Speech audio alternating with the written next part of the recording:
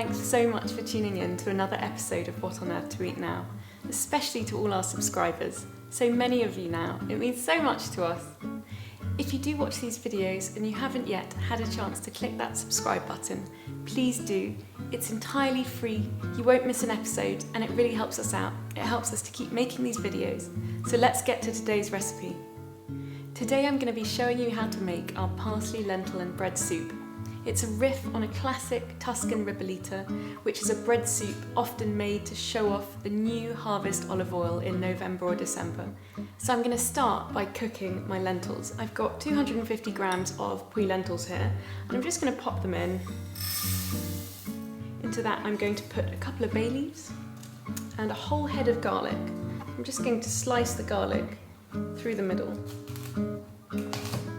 So I'm just going to put that in just like so, and I'm going to cover them with plenty of cold water, and I'm going to boil them until they're lovely and soft, probably about twice as long as I would do if I was using them as a salad or a side, so probably about 45 to 50 minutes. You want the cooking liquor and the lentils to kind of become one, so I'm going to do that now.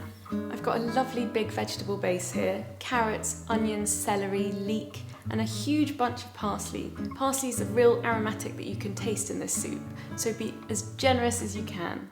One of the things that's going to make this soup absolutely delicious and full of flavour is cooking this lovely vegetable base low and slow. I'm going to cook it on its own in some olive oil for about 45 minutes before I add the tomatoes. So you really want the lovely sweetness of the vegetables to come out. I've got my lentils here in my bay and my whole head of garlic, and I'm just going to put a few cloves of olive oil on top of this. I'm going to cook it for about 50 minutes. I've got my pan nice and hot, and I'm going to pour in a generous amount of olive oil. I'm going to add my base and a good pinch of salt and pepper, and I'm going to cook this for about 45 minutes. You can really smell the parsley. I know it's going to be the most delicious soup. So it's been about 45 minutes and my base is beautifully cooked down. I'm going to add my tin of tomatoes and let this cook for another 25 minutes.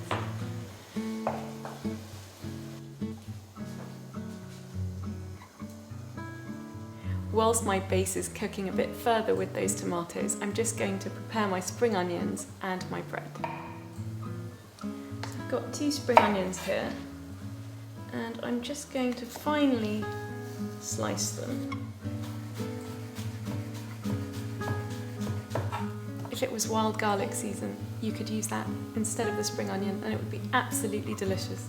Like I said, this is a riff on a classic Ribollita, and that's a very thick soup, somewhere between a stew and a soup. I think I once heard that if you can't stand a spoon up in it, it's not thick enough.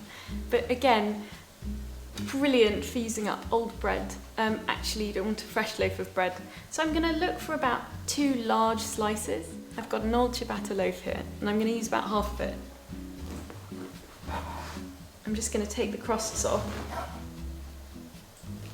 Keep these, you can use them as croutons. I'm just going to cut that in half. Mind your fingers.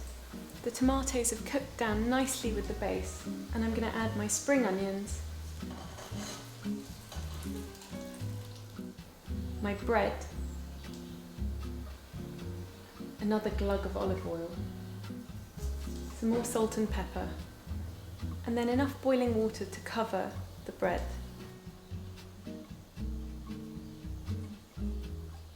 I'm going to cook this for another 5 or 10 minutes on a low heat, and I'm going to put a lid on. I'm just going to gently break the bread up with my wooden spoon. I want to fold the bread through, drizzle more olive oil, and as I leave that to sit, the bread will just carry on absorbing that lovely cooking liquid. It smells gorgeous. Generous helping of chopped parsley and a drizzle of olive oil. Et voila, your lentil bread and parsley soup, gloriously warming and rich, perfect for a day like today. We want to hear from you guys. If there's a recipe you've particularly enjoyed, send us a video or a photo to hello@whatonearthtoeatnow.com, and we'll feature our favourites in our upcoming videos. Thanks so much for tuning in to another episode of What on Earth to Eat Now. I do hope you enjoyed. If you did, don't forget to like and subscribe. We'll see you again next week for another episode of What on Earth to Eat Now.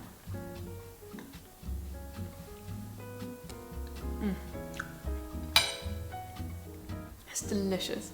You're gonna love it.